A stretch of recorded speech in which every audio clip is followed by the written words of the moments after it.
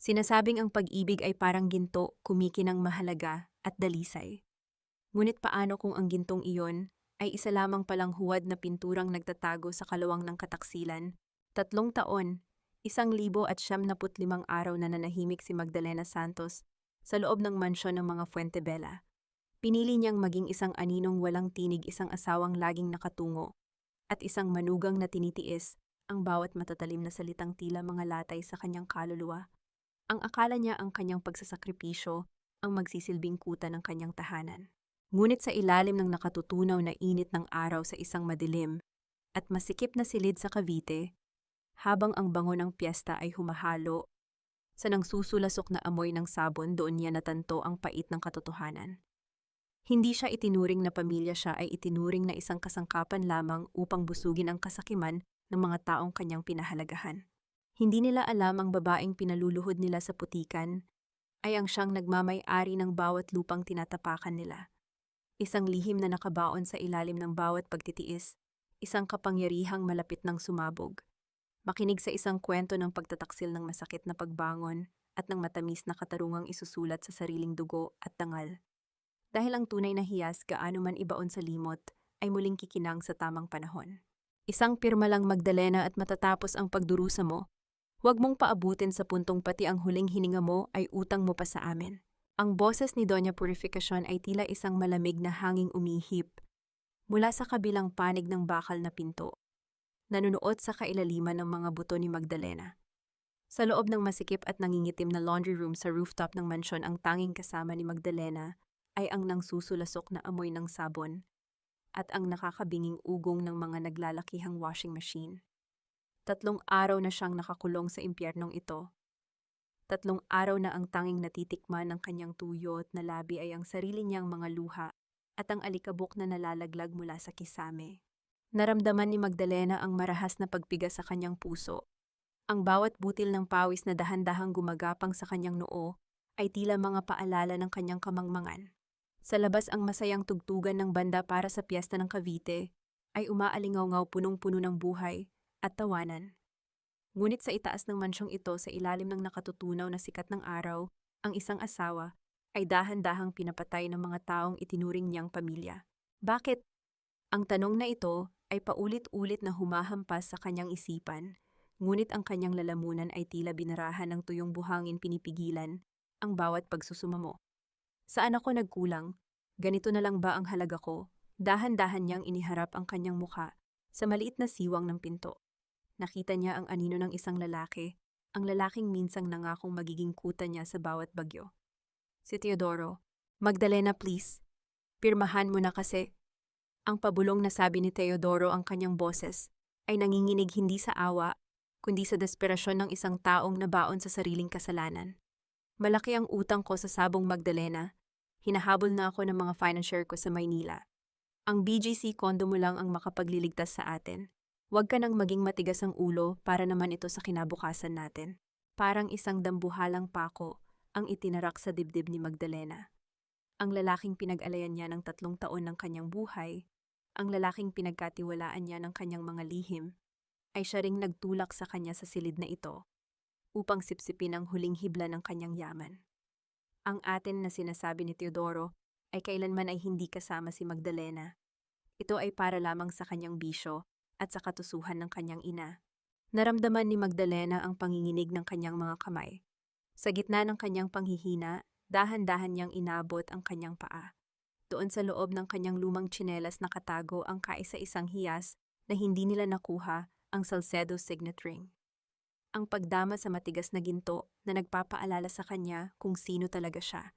Hindi siya isang mahinang asawa, hindi siya isang pulubing kinuha mula sa kalsada. Siya ay isang Salcedo at ang dugong na nananalaytay sa kanyang mga ugat ay mas matatag pa sa anumang pader ng mansyong ito. Isang malakas na tunog ng pagpihit ng susi ang bumasag sa katahimikan. Bumukas ang pinto at pumasok ang liwanag ng araw na tila ba isang nanunuyang sulyap mula sa langit. Pumasok si Doña Purificacion, suot ang kanyang mamahaling satin na balabal, hawak ang dokumentong magiging mitya ng pinal na pagkawasak ni Magdalena. Tapos na ang oras ng pag-iisip, Magdalena. Ang mading sabi ng matanda habang inilaladlad ang papel sa harap ng nanlalabong paningin ni Magdalena. Pirma o kamatayan, isipin mong mabuti dahil sa labas ang mga bisita ay naghihintay na makita ang mabuting manugang naluluhod sa harap ko upang humingi ng tawad. Nanigas ang buong katawan ni Magdalena. Nararamdaman niya ang matinding hapdi sa kanyang dibdib, ngunit sa pagkakataong ito ang kanyang puso ay hindi na tumitibok para sa takot. Ito ay tumitibok para sa katarungan. Sa labas ang ingay ng piyesta ay lalong lumalakas. Tila ba naghahanda para sa isang dambuhalang paghukom na hinding-hindi nila malilimutan. Umabas ka riyan, Magdalena. Pakita mo sa buong Cavite kung gaano kakawalang utang na loob. Ang boses ni Doña Purificacion ay tila isang matalim na latigo na humahagupit sa pandinig ni Magdalena. Dahan-dahang bumukas ang pinto ng laundry room at ang nakabubulag na sikat ng araw ay tumama sa kanyang namumutlang mukha. Naramdaman ni Magdalena ang marahas na paghila sa kanyang braso ng dalawang katulong. Kinaladkad siya pababa ng hagdan habang ang kanyang mga tuhod ay halos hindi na kayang suportahan ang kanyang sariling timbang. Ang suot niyang puting duster ay puno na ng mantsa ng pawis at alikabok, at ang bawat hibla ng kanyang buhok ay tila ba naging saksi sa 3 araw niyang pagkakapit. Pagdating sa malawak na bakuran ng mansyon, sinalubong siya ng masayang tugtugan ng banda para sa piyesta. Ang kaibahan ng masayang musika at ng kanyang dambuhalang pighati ay tila isang malupit na biro ng tadhana. Sa gitna ng bakuran, nakatayo ang mga kamag-anak ni Teodoro at ilang mga kilalang tao sa barangay. Nakita ni Magdalena si Aling Tasing na nakatayo malapit sa gate, nakataas ang cellphone, at ang pulang ilaw ng recording ay tila isang mata ng demonyong nagmamasid sa kanyang pagbagsak. Heto na po ang martir na asawa ni Teodoro. Ang boses ni Aling Tasing ay umalingaw-ngaw habang nagsasalita sa kanyang livestream. Nakikita niyo ba, mga kabarangay? Pagkatapos siyang kupkupin ng mga Fuentebella, noong siya ay pulubi pa, heto siya ngayon, nagmamatigas na ibigay ang para sa pamilya. Naramdaman ni Magdalena ang mabilis na pag-init ng kanyang mga pisngi. Ang kahihiyan ay tila isang malapot na putik na dahan-dahang lumulunod sa kanya. Tumingin siya kay Teodoro, na ngayon ay nakatayo sa tabi ng kanyang ina, umiiwas ng tingin, at tila ba mas mahalaga sa kanya ang kintab ng kanyang sapatos kaysa sa dangal ng kanyang asawa. Magpagmamano ka sa iyong biyenan, Magdalena. Ang malamig na utos ni Teodoro. Humingi ka ng tawad sa harap ng lahat dahil sa iyong pagiging makasarili. Isipin mo ang delikadesa ng pamilya namin. Dahan-dahang itinulak ni Doña Purificacion ang kanyang tuyo at nanginginig na kamay sa harap ng mukha ni Magdalena.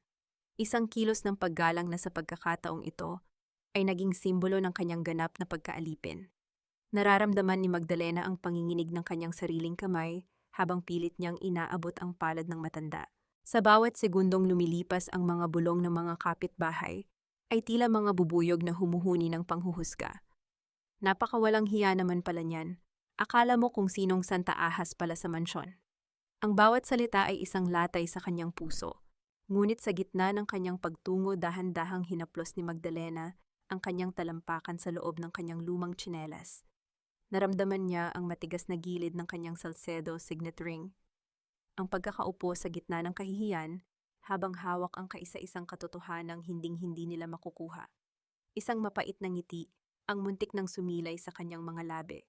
Akala ni Teodoro ay pinaluluhod nila ang isang pulubi, ngunit hindi nila alam na kasalukuyan silang yumuyukod sa babaeng may hawak ng kanilang buong kinabukasan. I'm sorry, Patpuhayaw. Mama kuukata. Ang pabulong na sabi ni Magdalena habang idinidikit ang noo sa kamay ni Doña Purificacion. Ang amoy ng mamahaling pabango ng matanda ay humalo sa amoy ng kanyang sariling paghihirap, isang amoy na habang buhay na niyang dadalhin bilang paalala ng kataksilang ito. Mabuti naman at natauhan ka na, ang panunuya ni Doña P. Ngayong tapos na ang acting mo, pirmahan mo na ang deed of sale para sa BGC condo. Maraming nakasaksi sa paghingi mo ng tawad kaya huwag mo nang subukang bumalik sa pagiging matigas ang ulo. Habang iniabot ni Teodoro ang panulat kay Magdalena, isang anino ang gumalaw sa dulo ng bakuran. Isang babaeng nakasuot ng simpleng damit, ngunit may matalas na tingin ang kasalukuyan ding kumukuha ng video mula sa dilim, si Isidora Reyes. Nang magtama ang kanilang paningin, naramdaman ni Magdalena ang isang mabilis na kaba. Si Isidora ba ang magiging susi ng kanyang kaligtasan o siya ang huling pako sa kabaong ng kanyang dangal? Ang livestream ni Aling Tasing ay patuloy na kumukuha ng bawat butil ng kanyang pagdurusa, habang ang bawat tao sa barangay ay naghihintay sa pinal na pagbagsak ng isang Salcedo na nagkubli sa ilalim ng pangalang Fuentebella. Huwag kang mag-alala, Magdalena. Kapag naibenta na natin ang kondo, mabalik din tayo sa dati. Magiging masaya na uli ang pamilya natin. Ang boses ni Teodoro ay puno ng mapanlinlang na tamis habang dahan-dahan niyang hinahaplos ang balikat ni Magdalena sa loob ng kanilang madilim na silid. Kakapasok pa lamang nila mula sa kahihiyan sa bakuran at ang amoy ng mamahaling pabango ni Doña Purificacion ay tila nananatili pa rin sa balat ni Magdalena, isang malansang alaala ng pagluhod niya kanina. Nakaupo si Magdalena sa gilid ng kama, ang kanyang mga kamay ay nakapatong sa kanyang kandungan, tikom ang bibig, at ang mga mata ay nakatitig lamang sa kawalan. Bakit hindi ka nagsasalita? Galit ka ba? Ang tanong ni Teodoro, ang tono ay may halong inis na pilit itinatago. Nagawa lang naman ni Mama yon dahil kailangan nating ipakita sa mga tao na maayos tayo. Isang pirma lang naman yun, Magdalena. What is one condo compared to our marriage? Marriage. Sa loob ng isipan ni Magdalena, ang salitang iyon ay tila naging isang ranjoy na gawa sa matatalas na kawat na sumasakal sa kanyang leeg. Isang malalim na pait ang gumagapang sa kanyang lalamunan, ngunit hindi siya kumibo. Ang bawat salita ni Teodoro ay tila isang lason na dahan-dahang pumapatay sa natitirang hibla ng kanyang pag-ibig. Ngunit sa likod ng kanyang pananahimik, ang kanyang diwa ay gising na gising. Dahan-dahan niyang iginalaw ang kanyang kaliwang kamay. Sa ilalim ng mahabang manggas ng kanyang duster, naramdaman niya ang marahang pag-vibrate ng kanyang relo, isang mamahaling smartwatch na mukhang isang ordinaryong relong pang-disenyo lamang. Gamit ang kanyang daliri, palihim siyang nag-swipe sa screen. Isang mensahe ang mabilis niyang naipadala sa kanyang pribadong abogado na si Attorney Villarreal. Execute Step 2. Keep the tracker active. Muling bumalik ang kanyang gunita. Sa panahong binibili pa lamang niya ang mga ari-arian sa Bonifacio Global City. Naalala niya ang boses ng kanyang ama, ang yumaong si Don Ricardo Salcedo. Magdalena, sa negosyo at sa buhay laging mag-iwan ng isang pinto na ikaw lang ang may hawak ng susi. Never give your whole soul to a man who only loves your name. Noon akala niya ay masyado lang mapaghinala ang kanyang ama. Ngunit sa bawat dokumentong inihahain sa kanya ni Doña Purificacion, sinisiguro ni Magdalena na may mga backdoor clauses na nakatanim. Ang bawat paglilipat ng assets ay automatikong magti-trigger ng isang forensic audit mula sa Salcedo Group kapag hindi ito dumaan sa kanyang biometric confirmation. Ang bawat pirma niya na ginawa sa ilalim ng pressure ay may maliit na lamat na tanging ang isang bihasang mata lamang ang makakakita. Matulog ka na, Magdalena. Bukas pipirmahan mo na ang lahat para matapos na ito. Ang huling sabi ni Teodoro bago ito lumabas ng silid upang bumalik sa piyesta sa ibaba. Nang marinig ni Magdalena ang tunog ng pagsasara ng pinto, dahan-dahan siyang tumayo. Lumapit siya sa harap ng malaking salamin sa kanilang kwarto. Ang liwanag ng buwan na sumisilip sa bintana ay naglalantad sa kanyang tunay na kalagayan. Maputla ang kanyang mukha at may bakas ng tuyong dugo sa gilid ng kanyang labi dahil sa dehydration sa laundry room. Kumuha siya ng isang malinis na bulak ng bulak at dahan-dahang pinunasan ng dugo sa kanyang labi. Ang hapdi ay hindi nagpapaiyak sa kanya. Ito ay nagbibigay sa kanya ng isang uri ng kapangyarihan. Tinitigan niya ang kanyang sariling mga mata sa salamin ng mga mata ng isang Salcedo na dahan-dahang nagre-reboot ng kanyang sariling kaharian. Ngayon, simulan na nating magbilang ang pabulong na panata ni Magdalena sa kanyang refleksyon. Isang mahinang kaluskos ang narinig niya mula sa balkonahe. Ang tunog ng dahan-dahang pag-akyat ng isang tao sa rehas ay nagpatibok ng mabilis sa kanyang puso. Inakala niyang isa ito sa mga tauhan ni Doña Purificacion, ngunit nang makita niya ang anino, napagtanto niyang ito ang babaeng kumuha ng video kanina, si Isidora Reyes. May hawak itong isang maliit na sobre at ang mga mata nito ay puno ng isang misteryong tila ba may dalang babala mula sa nakaraan. Ang gabi ay malalim na, ngunit ang tunay na laro ng kataksilan at pagbawi ay ngayon pa lamang magsisimula sa ilalim ng madilim na langit ng Cavite.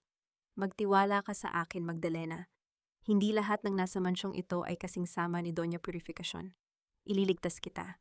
Ang bulong na iyon ni Isidora Reyes ay tila isang malamig na tubig na nagpalamig sa nag-aapoy na pait sa dibdib ni Magdalena. Sa gitna ng madilim na balkonahe, Naramdaman ni Magdalena ang mahigpit na yakap ng babaeng. Akala niya ay kumuha lamang ng video upang hiyain siya. Ngunit sa pagkakataong ito ang yakap ni Isidora ay puno ng init tila ba isang kapatid na matagal nang nawala. Naramdaman ni Magdalena ang pagtulo ng kanyang luha sa balikat ni Isidora, hindi luha ng kahinaan, kundi luha ng pasasalamat dahil sa wakas sa gitna ng kataksilan ni Teodoro, may isang kamay na humahawak sa kanya. Dahan-dahang humiwalay si Magdalena sa yakap at tiningnan ang mga mata ni Isidora. Isidora, kailangan kong makarating ang sulat na ito sa Cebu. Narito ang lahat ng ebidensya ng manipulasyong ginagawa ni Teodoro. Ito lang ang paraan upang makuha ko ang suporta ng board ng Salcedo Group at tuluyang matapos ang kasamaang ito. Inabot ni Magdalena ang isang maliit na sobrang puti. Sa loob niyon ay ang lihim na account numbers at ang listahan ng mga pagbabantang ginawa ni Doña Purificacion. Pinagkatiwala niya kay Isidora ang kanyang huling alas, ang kanyang huling hininga ng pag-asa. Pangako Magdalena, dadalhin ko ito sa tamang tao. Mag-ingat ka rito, ang madiing sabi ni Isidora, bago ito dahan-dahang bumaba mula sa balkonahe at naglaho sa dilim ng hardin. Nanatiling nakatayo si Magdalena, pinagmamasdan ng anino ni Isidora. Ngunit sa halip na bumalik sa loob ng kwarto upang magpahinga, may isang bahagi ng kanyang isipan, ang bahaging hinasa ng kanyang ama sa mundo ng negosyo, ang nagsabing huwag munang kumurap. Sinundan niya ng tingin ang direksyong tinahak ni Isidora patungo sa likurang bahagi ng mansyon kung saan naroon ang maliit na gazebo. Doon sa ilalim ng malamig na liwanag ng isang garden lamp, tumigil ang pintig ng puso ni Magdalena. Nakita niya si Isidora na nakatayo sa harap ni Doña Purificacion. Walang bakas ng pagmamadali, walang bakas ng pag-iingat. Dahan-dahang inabot ni Isidora ang sobrang puti, ang sobrang lulan ng kaligtasan ni Magdalena at inilagay ito sa palad ng matanda. Naramdaman ni Magdalena ang pagsikip ng kanyang lalamunan na tila ba may mga tuyong kamay na sumasakal sa kanya mula sa loob. Ang kanyang mga tuhod ay nanginig at napakapit siya ng mahigpit sa rehas ng balkonahe hanggang sa bumaon ang bakal sa kanyang balat. Pinanood niya kung paano kinuha ni Doña Purificacion ang isang makapal na sobrang kulay kape mula sa kanyang bag at iniabot ito kay Isidora. Ang palitan ng papel at pera ay tila isang ritual ng ganap na pagkawasak. Isang mapait na tawa ang muntik nang kumawala sa mga labi ni Magdalena, ngunit tanging isang pigil na hikbi ang lumabas. Ang bawat sakripisyo niya, ang bawat pagtitiis sa loob ng laundry room ay itinapon ni Isidora sa halagang hindi man lamang aabot sa 1% ng kanyang yaman. Ang yakap na nagbigay sa kanya ng pag-asa kanina ay isa lamang palang paraan upang masiguro na wala na siyang anumang sandata. Biglang tumunog ang telepono ni Isidora. Inilagay niya ito sa speakerphone sapat na upang umalingaw-ngaw ang boses ni Doña Purificacion sa katahimikan ng gabi, umabot hanggang sa itaas kung saan nakatago si Magdalena. Mahusay ang trabaho mo, Isidora. Ang malamig at mapanuring boses ng matanda ay tila isang pinal na hatol. Ngayong wala na ang mga bala mo, Magdalena, handa ka na bang mawala ng tuluyan sa mundong ito? Bukas hindi lang kondo ang mawawala sa iyo. Mawawala rin ang bawat bakas na minsang naging bahagi ka ng pamilyang ito. Naiwang nanginginig si Magdalena sa dilim. Ang bango ng sampagita mula sa hardin ay biglang naging amoy ng isang mabulok na katapatan. Naramdaman niya ang ganap na pag-iisa. Ang asawang kinalimutan siya at ang kaibigang ibinenta siya. Ngunit sa gitna ng kanyang pagguho, muling umilaw ang kanyang smartwatch. Location traced. Target folder received by Doña Purificacion. GPS beacon active. Isang malamig na ngiti ang sumilay sa mga labi ni Magdalena sa gitna ng kanyang pagluha.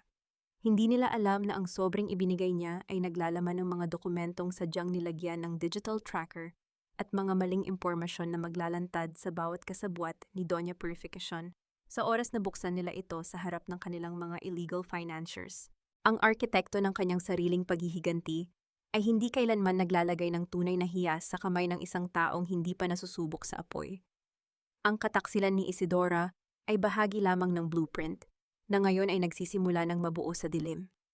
Kainin mo yan, Magdalena. Masarap ang luto ni Isidora.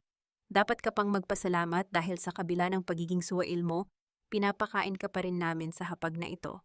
Ang boses ni Doña Purificacion ay tila isang banayad na kanta na may halong lason. Habang dahan-dahan niyang inilalapag ang isang mangkok ng mainit na tsokolate sa harap ni Magdalena. Ang bawat butil ng kanin sa kanyang plato ay tila naging mga maliliit na bato na ayaw lumusot sa kanyang tuyong lalamunan. Nakaupo si Magdalena sa gitna ni na Teodoro at nang matanda habang ang bango ng sinangag at tuyo ay humahalo sa nang susulasok na amoy ng ampalaya, isang pagkaing sadyang inihanda upang ipamukha sa kanya ang pait ng kanyang kinalalagyan. Naramdaman ni Magdalena ang marahang pagpiga sa kanyang puso. Tiningnan niya ang kanyang mga kamay na nakapatong sa ilalim ng mesa. Nanginginig ang mga ito hindi dahil sa gutom, kundi dahil sa matinding puot na pilit niyang ikinukulong sa kailaliman ng kanyang kaluluwa.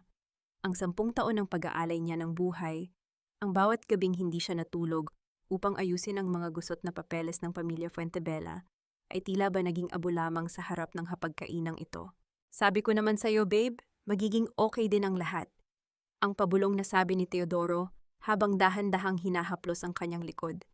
Ang haplos na iyon, na dati ay nagbibigay sa kanya ng init ngayon, ay tila ba gumagapang na uod na nagiiwan ng malapot na dumi sa kanyang balat. Pirmahan mo na ang authorization letter mamaya. Isipin mo na lang na ito ang paraan para makabawi ka kay mama. Utang mo sa amin ang pag-aalaga sa iyo noong mga araw na wala kang matakbuhan.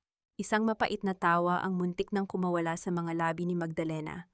Utang na loob. Iyan ang kadenang 10 taon nang nakagapos sa kanyang mga paa. Ang paniniwalang ang pamilyang ito ang nag-angat sa kanya mula sa putikan. Samantalang ang totoo, ang sarili niyang yaman ang dahan-dahang sipsip ni na Teodoro upang mapanatili ang kanilang huwad na karangyaan. Bakit hindi ka kumikibo? Ang madiing tanong ni Doña Purificación. Ang kanyang mga mata ay nanatiling nakatitig sa krus ng kanyang rosaryong nakapatong sa gilid ng plato. Isang malaking kasalanan sa harap ng Diyos ang pagiging hindi matulungin sa iyong asawa. Ang BGC condo na iyan ay material na bagay lamang, Magdalena. Ngunit ang kapayapaan ng ating pamilya ay walang katapat na halaga. Huwag kang maging sakim. Ito ang sining ng gaslighting na kabisado na ni Magdalena, ang paggamit sa relihiyon at sa konsepto ng pamilya upang busalan ang kanyang katarungan. Sa kabilang dulo ng kusina nakita niya si Isidora na nakasandal sa pader, may hawak na baso ng tubig at nakangiti ng may katusuhan. Ang bawat sulyap ni Isidora ay tila nagsasabing, "Wala ka ng kakampi, Magdalena." Dahan-dahang inangat ni Magdalena ang kanyang kutsara. Pinagmasdan niya ang sariling refleksyon. Sa pilak niyon isang babaeng maputla. May bakas ng puyat ngunit may mga matang nagsisimula ng magliyab. Sa halip na sumagot, dahan-dahan niyang sinubo ang pagkain. Ang bawat pagnguya niya ay may kasamang panunumpa. Hindi na siya ang asawang itinapon sa laundry room. Siya na ang arkitekto na kasalukuyang nagmamasid sa bawat bitak ng kanilang pundasyon. "Mag-ingat ka, Teodoro." Ang mahinahong sabi ni Magdalena, ang kanyang boses ay tila banayad na alon, bago ang isang dambuhalang tsunami. Dahil ang mga bagay na inaakala ninyong hawak nyo na, ay maaaring buhangin lamang na dahan-dahang tumatagas sa inyong mga daliri. Napatigil sa pagkain si Teodoro. Isang mabilis na kaba ang dumaan sa kanyang mga mata, ngunit agad itong napalitan ng kayabangan nang makita ang dala ni Isidora, isang tablet na nakakonekta sa security cameras ng mansyon. "Ano itong sinasabi mo?" Ang asik ni Doña Purificación. Bago pa man makasagot si Magdalena, isang malakas na tunog ng pagpreno ng sasakyan sa labas ng mansyon ang bumasag sa katahimikan. Ang tunog ng mga yabag ng sapatos sa driveway ay papalapit ng papalapit sa kanilang pintuan. Naramdaman ni Magdalena ang marahang pag-vibrate ng kanyang smartwatch sa ilalim ng manggas ng kanyang duster. Target identified, financial auditors at the gate. Nanlaki ang mga mata ni Teodoro nang makita sa tablet ni Isidora ang mga taong nakatayo sa labas. Hindi sila mga bisita para sa piyesta. Sila ay mga lalaking nakasuot ng formal na terno bitbit, ang mga folder na may tatak ng Salcido Group. Ngunit ang pinaka nagpabagsak sa katinoan ni Teodoro ay ang nakitang dokumentong inilabas ng mga ito, isang formal na utos ng sequestration para sa mansyong kinalalagyan nila ngayon. "Teodoro, anong ibig sabihin nito?" Ang hiyaw ni Doña Purificación, habang pilit na tumatayo mula sa kanyang silya. Tumingin si Magdalena sa kanyang asawa, at sa pagkakataong ito ang ngiti sa kanyang mga labi ay kasing lamig ng sementong tinulugan niya sa laundry room. Ang laro ng utang na loob ay tapos na at ang paniningil ay ngayon pa lamang magsisimula sa gitna ng hapag-almusal. "Hindi mo ba alam kung sino ang kinalaban mo, Isidora? Hindi lang ako ang itinapon sa basurahan ng pamilyang ito. Pareho tayong biktima ng babaeng inaakala mong nagligtas sa iyo. Ang boses ni Magdalena ay kasing lamig ng sementong tinulugan niya sa laundry room, ngunit bawat salita niya ay may talim na tila ba dahan-dahang humihiwa sa katinuan ni Isidora. Sa loob ng kusina habang ang ingay ng pagtatalo ni na Teodoro at ng mga auditor sa labas ay umaalingaw-ngaw na natiling nakatayo ang dalawang babae. Ang bango ng kapeng kailanman ay hindi na matitikman ni Magdalena nang may kapayapaan ay humahalo sa nang susulasok na amoy ng pait ng nakaraan. Naramdaman ni Magdalena ang mabilis na pagtibok ng kanyang puso. Dahan-dahan niyang kinuha ang isang piraso ng papel mula sa loob ng kanyang medyas, isang nagdidilaw at punit-punit na dokumentong nahanap niya sa basurahan ni Doña Purificacion noong nakaraang buwan. Inilapag niya ito sa ibabaw ng lamesa sa tapat mismo ng nanginginig na mga kamay ni Isidora. Basahin mo ang pangalan ng ina sa birth certificate na iyan. Isidora, ang madiing utos ni Magdalena. Basahin mo kung sino ang babaeng nagtapon sa iyo sa ampunan 30 taon na ang nakalilipas dahil lamang sa takot siyang masira ang kanyang malinis na pangalan bago niya pakasalan ang ama ni Teodoro. Nanlaki ang mga mata ni Isidora. Ang kanyang mga daliri ay nanginginig habang hinahawakan ng papel. Ang bawat salitang nakasulat doon ay tila mga pako na itinatarak sa kanyang buong pagkatao. Hindi ito totoo. Sabi ni Doña Purificacion, siya ang nagbayad para sa pag-aral ko. Siya ang nagahon sa akin sa hirap. Isang mapait na tawa ang kumawala sa mga labi ni Magdalena. Lumapit siya kay Isidora sapat na upang maamoy ng dalaga ang determinasyon na dala ng isang Salcedo. Ginamit ka niya, Isidora. Ginamit niya ang utang na loob mo upang gawin kang aso na susunod sa bawat utos niya. At iyong sobrang puno ng pera na ibinigay niya sa iyo kaninang madaling araw, buksan mo. Tumingin ka sa loob. Mabilis na binuklat ni Isidora ang kanyang bag at inilabas ang makapal na sobrang kulay kape. Nang buksan niya ito, tila tumigil ang pag-ikot ng mundo. Ang bawat tumpok ng papel sa loob ay hindi pera kundi mga ginupit-gupit na dyaryo na sadyang binalot ng iisang piraso ng tunay na 1,000 piso sa ibabaw. Isang malupit at kahiyahiyang panloloko na tanging si Doña Purificacion lamang ang makakagawa. Ito ba ang halaga ng katapatan mo, Isidora? Ang pabulong na tanong ni Magdalena. Ipinagpalit mo ang tanging taong turing sa iyo ay tunay na kapatid para sa isang sobrang puno ng basura. Ganyan ka ba ang tingin sa iyo ng sarili mong ina?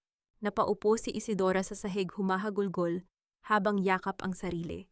Ang maskara ng pagiging taksil ay tuluyan ng nadurog, inilalantad ang isang babaeng uhaw sa pagmamahal na kailanman ay hindi niya makukuha sa pamilya Fuentebella. Magdalena, pamuwado. Patawarin mo ako.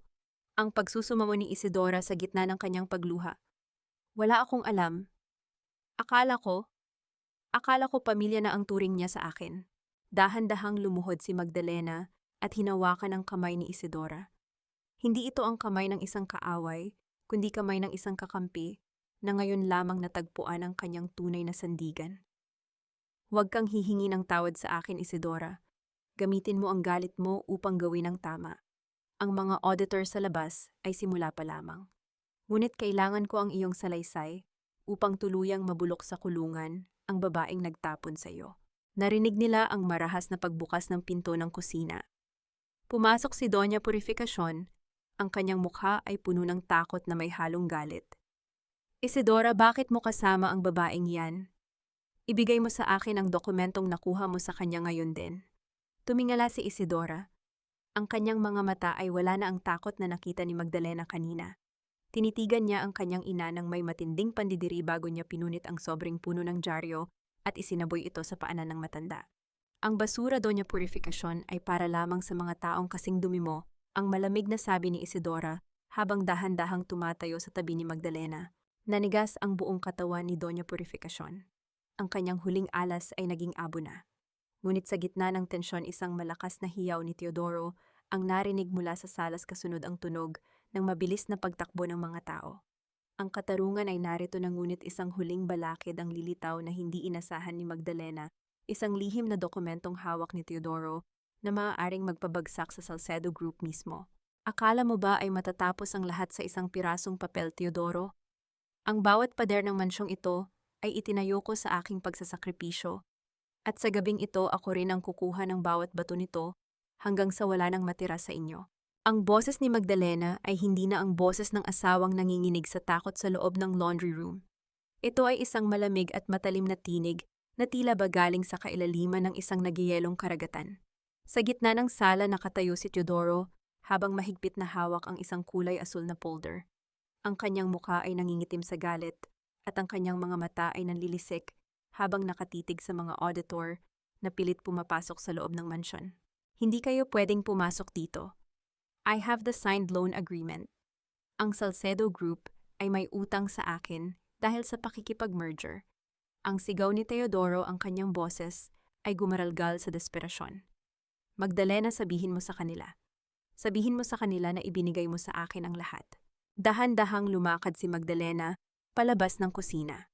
Ang bawat yabag ng kanyang mga paa sa makintab na sahig ay tila ba tunog ng isang orasan na nagbibilang ng nalalabing sandali ng pamilya Fuentebella. Hindi na siya nakayuko. Ang kanyang likod ay matuwid na tila isang haligi ng nara at ang kanyang mga mata ay nananatiling nakapako sa lalaking minsang naging mundo niya. Ang kontratang hawak mo, Teodoro, ay kasing walang kwenta ng mga pangako mo. Ang mahinahong sabi ni Magdalena. Tingnan mo ang fine print sa huling pahina. Ang bawat pirma na kinuha niyo sa akin habang nakapiit ako sa itaas ay automatikong null and void sa oras na madetect ng system ang aking critical heart rate at dehydration levels. Ang aking smartwatch ay hindi lamang para sa oras. Ito ay ang kaisa-isang saksi sa 3 araw ninyong pagpapahirap sa akin. Naramdaman ni Magdalena ang marahang pag-vibrate ng kanyang relo. Ang pagkakita sa takot na dahan-dahang gumagapang sa mukha ni Teodoro. Ang kagalang-galang na maskara ng kanyang asawa ay tuluyan ng nagkadurog-durog inilalantad ang isang lalaking duwag, na walang ibang alam kundi ang magnakaw sa sariling asawa. Chairperson ng legal team ay narito na. Ang boses ni Attorney Villarreal ay umalingaw-ngaw mula sa pintuan. Pumasok ang 5 lalaking nakasuot ng formal na itim na terno, dala ang mga folder na may gintong selyo ng Salcedo Real Estate. Sa isang sandali, ang sala ng mga Fuentebella ay naging isang malamig na boardroom ng katarungan. Magdalena, anong chairperson? Ang pautal-utal na tanong ni Doña Purificacion habang nakakapit sa braso ni Teodoro. I am Magdalena Salcedo, the majority shareholder and chairperson of the Salcedo Group, ang pinal na deklara ni Magdalena. Tumingin siya kay Isidora na ngayon ay nakatayo sa kanyang tabi, hawak ang isang maliit na bag ng mga gamot. At simula sa sandaling ito, ang bawat pinto sa mansyong ito ay magsasara para sa inyo. Pumasok si Magdalena sa kanyang silid upang magpalit ng anyo. Ang bawat pagtanggal niya ng kanyang maduming duster ay tila pagtatanggal na rin ng bawat pait at kahihiyang dinanas niya sa loob ng 3 taon. Isinuot niya ang kanyang pasadyang asul na terno, inayos ang kanyang buhok at isinuot ang Salcedo signet ring sa kanyang daliri. Nang humarap siya muli sa salamin, ang babaeng may sakit at martir ay wala na. Ang nakatitig sa kanya ay isang reynang handa nang bawiin ang kanyang korona. Attorney Villarreal, i-access ang CCTV footage mula sa laundry room. Ang utos ni Magdalena habang naglalakad pabalik sa sala. Gusto kong makita ng buong board at ng mga pulis kung paano ako trinato ng pamilyang ito. At ang account ni Carmelita Soriano, I freeze ang bawat sentimo na pumasok doon mula sa aking personal na pondo. Habang ang mga auditor ay nagsisimulang idikit ang mga sequestration notice sa mga pader ng mansyon, naramdaman ni Magdalena ang isang malalim na katahimikan sa kanyang isipan. Ang ingay ng piyesta sa labas ay tila naging isang malayo at walang halagang tunog. Ang tunay na selebrasyon ay narito sa loob, ang selebrasyon ng kanyang muling pagsilang. Ngunit sa gitna ng kaguluhan, nakita ni Magdalena si Teodoro na mabilis na tumatakbo patungo sa basement, dala ang folder na akala niya ay wala ng silbi. May isang pinto sa ilalim ng mansyon na kailanman ay hindi binuksan ni Magdalena. Isang lihim na silid na tila doon nakatago ang huling barahan ng mga Fuentebella. Isidora, Attorney Villarreal, sundan niyo siya, ang sigaw ni Magdalena. Ang katarungan ay malapit na, ngunit ang dilim ng nakaraan ay mayroon pa palang isang huling pinto na kailangang gibain. Sa bawat yabag ng sapatos ni Magdalena, patungo sa basement, nararamdaman niya ang papalapit na huling kabanata ng kanyang pagsasakripisyo. Hindi ang ingay ng karakol sa labas ang dapat ninyong pakinggan, kundi ang huling pintig ng dangal na inyong dahan-dahang pinatay sa loob ng mansyong ito.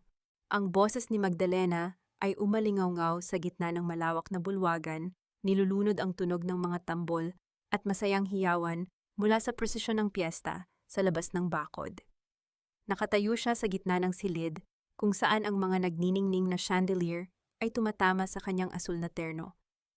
Inilalantad ang isang babaeng tila ba hinugot mula sa kailaliman ng apoy, ngunit lumabas na kasing ningning ng diamante.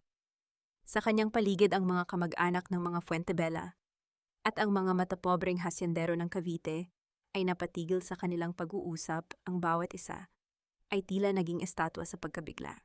Dahan-dahang lumapit si Doña Purificacion sa gitna ng bulwagan. Ang matanda ay nakasuot ng kanyang pinakamagandang terno, ngunit sa harap ni Magdalena, ang kanyang karangyaan ay nagmukhang isang sirang maskara. Huwag kayong makikinig sa babaeng ito na baliw na siya dahil sa sakit.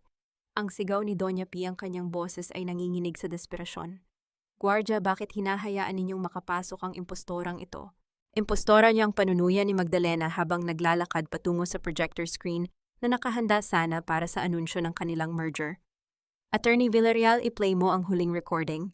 Biglang namatay ang mga ilaw sa bulwagan na sinundan ng isang nakabibinging katahimikan.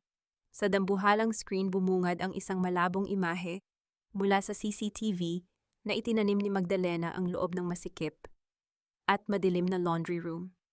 Nakita ng lahat kung paano kinaladkad ni Doña Purificacion ang isang nanghihinang Magdalena, kung paano ito pinagkaitan ng tubig, at kung paano siyang pilit na pinapapirma sa mga dokumento habang ang matanda ay tumatawa ng may katusuhan. Isang malakas na pagsinghap ang nagmula sa mga panauhin. Ang kagalang-galang na Doña Purificacion Fuentebella ay nakitang isang halimaw sa harap ng buong barangay. Nakita rin sa video si Isidora na noon ay tila kasabot, ngunit ang bawat butil ng luha sa mukha nito ay nagpakita ng katotohanan. Ito ba ang pamilyang ipinagmamalaki ninyo? Ang madiing tanong ni Magdalena habang itinuturo ang screen. Ang pamilyang nagnanakaw ng yaman ng mga Salcedo habang pinapahirapan ang asawang itinuring silang mundo. Ngayong gabi, ang bawat lupain, ang bawat shares, at ang mismong mansyong ito ay babalik sa tunay na nagmamay-ari. Hindi ito maaari. Ang hiyaw ni Doña Pi, ang kanyang rosaryo, ay nalaglag sa sahig at nagkadurog-durog ang mga butil nito na lumikha ng isang mahinang tunog sa gitna ng katahimikan. Ngunit sa gitna ng kanyang tagumpay, narinig ni Magdalena ang isang marahas na tunog mula sa likuran ng bulwagan. Ang pintuan mula sa basement ay bumukas ng malakas at iniluwal nito si Teodoro. Ang kanyang mukha ay puno ng pait at ang kanyang mga mata ay nanlilisik sa galit. Hawak niya ang isang maliit na baril na nakaturo ng diretso sa dibdib ni Magdalena. "You ruined everything, Magdalena." Ang sigaw ni Teodoro, ang kanyang kamay ay nanginginig sa gatilyo. "Akala mo ba hahayaan kitang makuha ang lahat? Kung hindi mapapasa akin ang yaman ng mga Salcedo, sisiguraduhin kong wala ka ring matatanggap, kundi isang bala sa puso mo." Naramdaman ni Magdalena ang mabilis na pagtibok ng kanyang puso. Ang ingay ng piyesta sa labas, ang putok ng mga kanyon, at ang masayang awitan ay tila naging isang malayo at malabong himig. Ang bawat tao sa bulwagan ay nagsimulang magtakbuhan, nagkakagulo sa takot. Ngunit si Magdalena ay hindi kumibo. Tinitigan niya ang kanyang asawa, ang lalaking 3 taon niyang minahal, habang ang lamig ng bakal ay nakatutok sa kanyang kinabukasan. "Pumutok ka, Teodoro." Ang malamig na hamon ni Magdalena, ang kanyang boses, ay walang bakas ng takot. "Dahil sa bawat butas na gagawin mo sa katawan ko, isang pako ang itatarak mo sa sarili mong kabaong." Ang livestream ni Aling Tasing ay kasalukuyan ng pinapanood ng buong bansa. Tapos na ang inyong kabanata. Isang nakakangilong tunog ng pag-click ng baril ang narinig ng lahat. Sa labas, ang huling bugso ng paputok para sa piyesta ay sumabog sa kalangitan, nilulunod ang anumang sigaw na maaari pang bitawan sa loob ng mansyon. "Ibinaba mo ang baril na iyan, Teodoro, sapagkat sa bawat segundong nakaturo iyan sa akin, lalong lumalalim ang hukay na paglalagyan mo sa sarili mong kinabukasan." Ang boses ni Magdalena ay hindi nanginig, bagaman ang dulo ng malamig na bakal ay nananatiling nakatutok sa kanyang dibdib. Sa loob ng marangyang bulwagan, ang mga bisita ay tila naging mga aninong hindi makahinga sa takot. Ang ingay ng piyesta sa labas, ang malalayong paputok at hiyawan ng mga tao ay tila naging isang malupit na musika sa gitna ng nagbabagang tensyon. Ang amoy ng mamahaling pabango ni Doña Purificacion ay nahaluan na ng nangsusulasok na amoy ng takot at pait. Nanginginig ang buong katawan ni Teodoro. Ang kanyang mga mata ay nanlalabo sa pagitan ng galit at desperasyon. You took everything from me, Magdalena. Ang dangal ng pamilya ko ang kumpanya, pati ang respeto ng mga tao rito. You played me like a fool. Ang asik ni Teodoro, ang kanyang daliri, ay dahan-dahang humihigpit sa gatilyo. Isang mapait na ngiti ang sumilay sa mga labi ni Magdalena. I didn't take anything, Teodoro. Ibinigay ko ang lahat sa iyo, ang puso ko, ang yaman ko, ang bawat hininga ko. Ngunit pinili mong sipsipin ang buhay ko para sa iyong mga bisyo.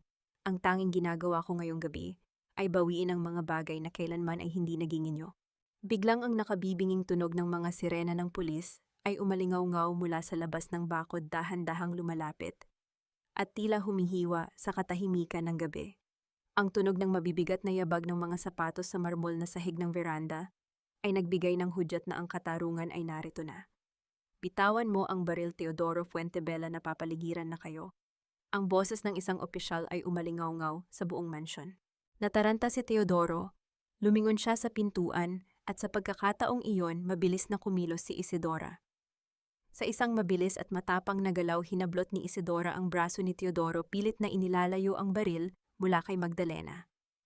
Ang tunog ng pagtama ng metal sa sahig ay tila isang pinal na hatol na nagtapos sa lahat ng pananakot ng mga Fuentebella. Mabilis na pumasok ang mga opisyal ng National Bureau of Investigation kasama si Attorney Villarreal. Ang bawat yabag nila sa makinis na sahig ay tila mga pako na itinatarak sa kabaong ng ambisyon ni Doña Purificación.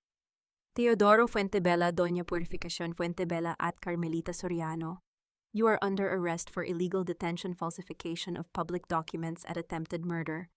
Ang deklara ng opisyal habang inilalapat ang malamig na bakal ng posas sa mga pulso ni Teodoro. Napaupo sa sahig si Doña Purificación, ang kanyang kagalang-galang na maskara ay tuluyan ng nadurog. Ang kanyang rosaryo ay nagkalat sa paanan ni Magdalena. Ang bawat butil niyon ay tila mga luhang hindi niya kailanman inialay para sa kanyang manugang. Hindi ito maaari, ako ang reyna ng Cavite, utang niyo sa akin ang lahat. Ang hiyaw ni Doña P habang kinakaladkad siya palabas. Humarap si Magdalena kay Isidora na ngayon ay tahimik na umiiyak sa tabi. Dahan-dahang hinawakan ni Magdalena ang kamay ni Isidora. Tapos na, Isidora, malaya na tayo, ang pabulong na sabi ni Magdalena.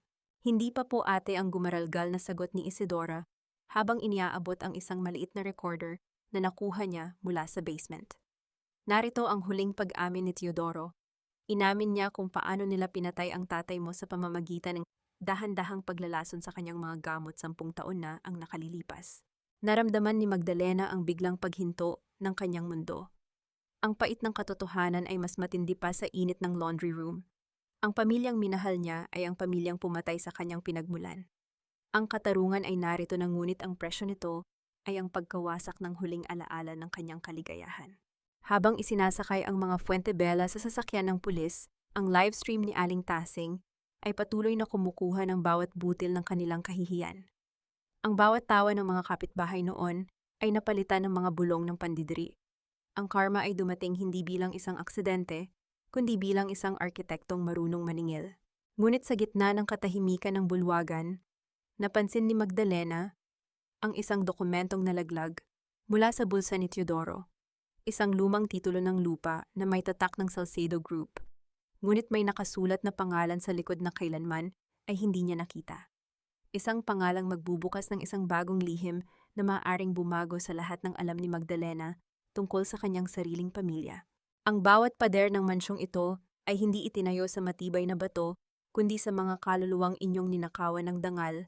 At ngayong gabi, ang toreng ito ay tuluyan na ninyong magiging kabaong. Ang boses ni Magdalena ay nananatiling mahinahon, ngunit ang bawat salita niya ay tila isang malamig na hampas ng hangin na nagpapatigil sa bawat paghinga sa loob ng malawak na sala. Nakatayo siya sa gitna ng bulwagan, suot ang kanyang asul na terno na tila ba isang baluti ng katarungan. Sa kanyang paligid ang mga tauhan ng NBY ay mabilis na kumikilos upang isecure ang bawat pinto, habang ang mga gwardya ng pamilya Fuentebella ay nakatayo lamang sa gilid, walang magawa dahil ang kanilang mga kontrata ay opisyal ng kinuha ng Salcedo Group. Magdalena, please love, makinig ka. Ang desperadong pagsigaw ni Teodoro habang pilit na kumakawala sa hawak ng mga pulis. Ang kanyang mukha ay basang-basa ng pawis at ang kanyang mamahaling polo ay gusot-gusot na. Nagkamali ako, aaminin ko. Nasilaw lang ako sa utang, pero pamilya tayo. 'Di ba, you can't just throw me in jail? Tumingin si Magdalena sa lalaking minsang naging sentro ng kanyang mundo. Ang sakit na dati ay nag-aapoy sa kanyang dibdib ay napalitan na ng isang malalim at nakatutunaw na pandidiri.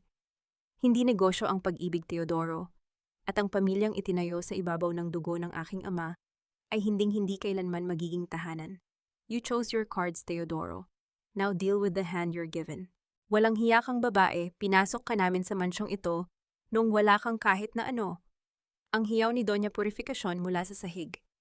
Napaluhod ang matanda, ang kanyang nagniningning na terno ay nadidikit sa dumi at ang kanyang mga mata ay nanlilisik sa puot habang nakatingin kay Isidora. At ikaw, Isidora, pinakain kita, pinag-aral kita. Iyan ba ang isusukli mo sa sarili mong ina? Lumapit si Isidora kay Magdalena at hinawakan ang braso nito ng matatag. Ang kanyang mga mata ay wala ng bakas ng takot. Ang pagpapakain sa akin, Doña Purificacion, ay hindi sapat na kabayaran para sa pagtapon mo sa akin sa ampunan. At ang pagpapaaral mo iyon ay pambili mo lamang ng aking pananahimik. Ngayong gabi, hindi na ako ang asong susunod sa iyo. Ako na ang saksi na tatapos sa iyong kasamaan. You are a traitor, papatayin kita. Ang pagatungal ng matanda bago siya mabilis na itinayo at inilabas ng mga opisyal. Naramdaman ni Magdalena ang marahang pag-vibrate ng kanyang smartwatch. Ang pagkakita sa mga taong yumurak sa kanya na dahan-dahang inilalabas sa sarili nilang mansyon sa ilalim ng nakasisilaw na ilaw ng livestream ni Aling Tasing. Ang bawat butil ng kahihiyan na ipinalunok nila sa kanya sa laundry room ay ngayon ay sisingilin na niya ng may kasamang interes. Attorney Villarreal ay execute na ang pinal na utos. Ang malamig na sabi ni Magdalena habang inilalabas ang isang makapal na folder. Chairperson, sigurado na po ba kayo? Ang tanong ni Attorney Villarreal. Ang mansyong ito ay nagkakahalaga ng higit 200 milyong piso. Tinitigan ni Magdalena ang portrait ng pamilya Fuentebella na nakasabit sa dingding. Gibain ang mansyong ito, ayokong may matira kahit isang bato na magpapaalala sa lason na itinanim nila rito. Sa lupang ito itatayo natin ang Salcedo Healing Garden, isang kanlungan para sa bawat kababaihang biktima ng pang-aapi ng kani-kanilang pamilya. You're crazy, Magdalena, sinisira mo ang legacy namin. Ang huling hiyaw ni Teodoro bago isinara ang pinto ng sasakyan ng pulis. Ang legacy nyo ay gawa sa kasinungalingan, Teodoro, at ang katarungan ko ay gawa sa paggiba nito. Ang pabulong na sagot ni Magdalena sa kawalan. Habang papalayo ang mga sirena ng pulis, naramdaman ni Magdalena ang ganap na katahimikan sa loob ng mansyon. Tumingin siya kay Isidora na ngayon ay tahimik na umiiyak sa tabi ng hagdan. Lumapit si Magdalena at inilapag ang kanyang kamay sa balikat ng dalaga. Tapos na ang gabi, Isidora. Bukas sisikat ang araw na hindi na tayo nanginginig sa takot.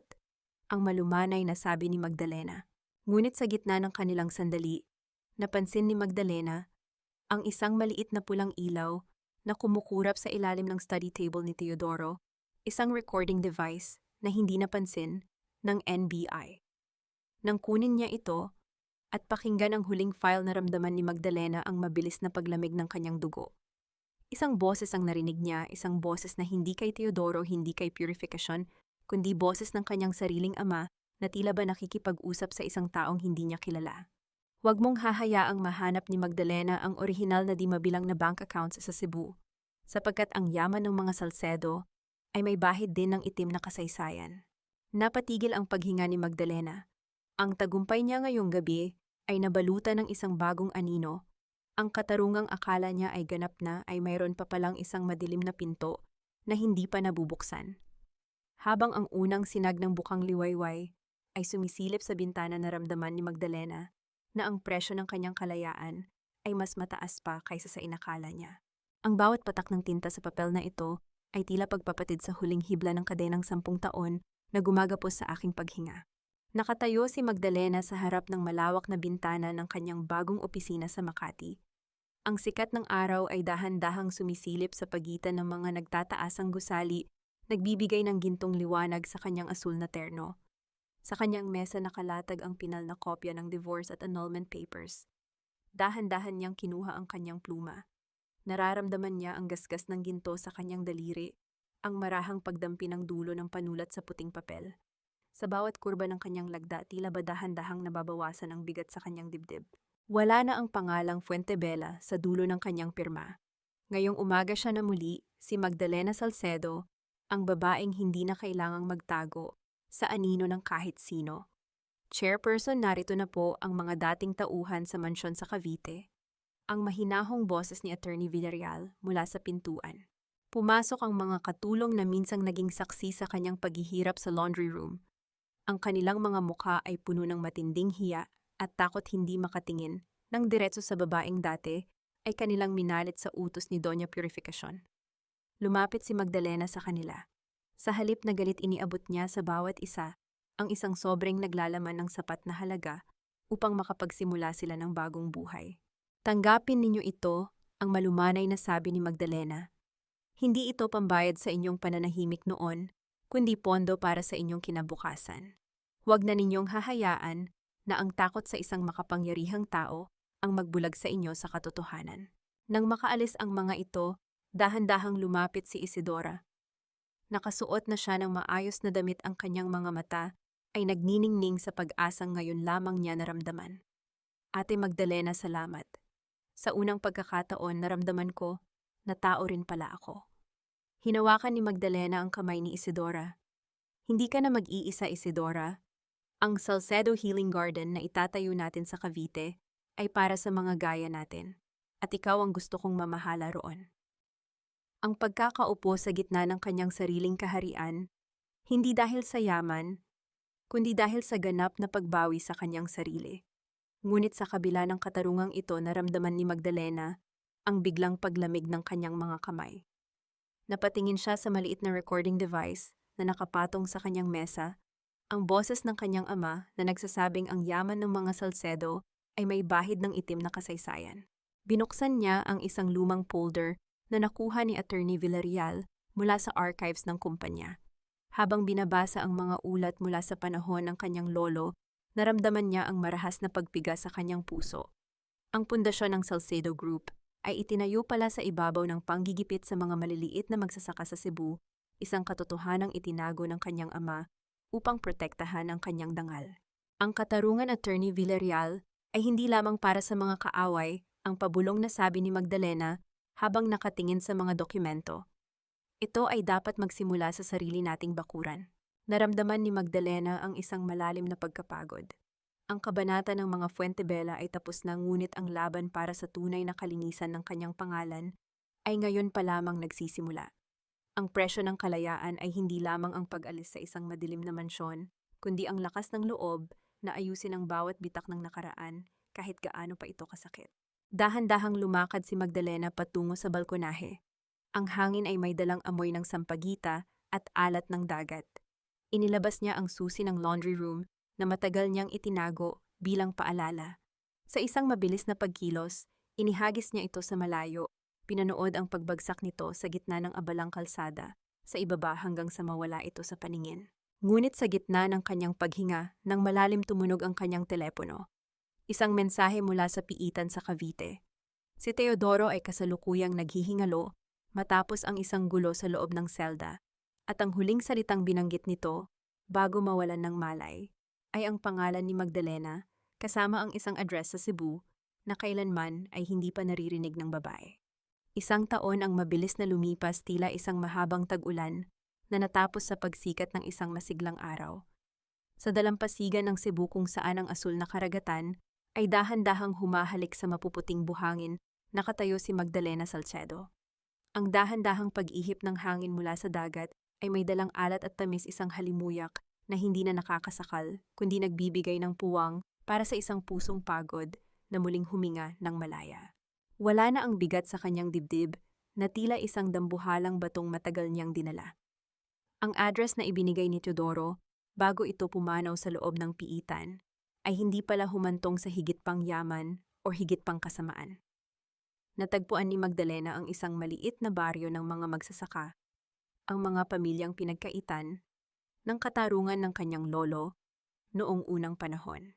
Sa nakaraang 12 buwan, ginugol ni Magdalena ang kanyang lakas, hindi sa pagpaparami ng pera, kundi sa pagbabalik ng mga titulo ng lupa sa mga tunay na may-ari nito. Sa bawat dokumentong ibinalik niya, tila ba dahan-dahang nalilinis ang bahid ng itim na kasaysayan ng mga Salcedo.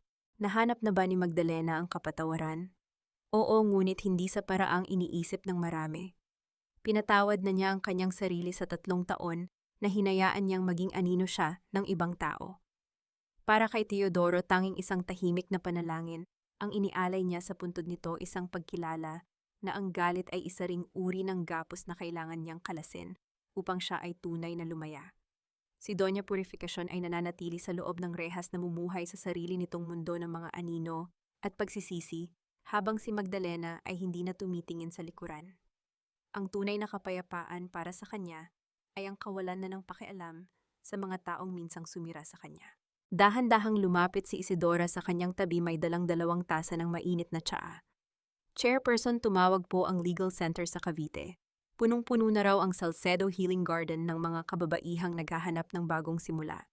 Marami na tayong natutulungan.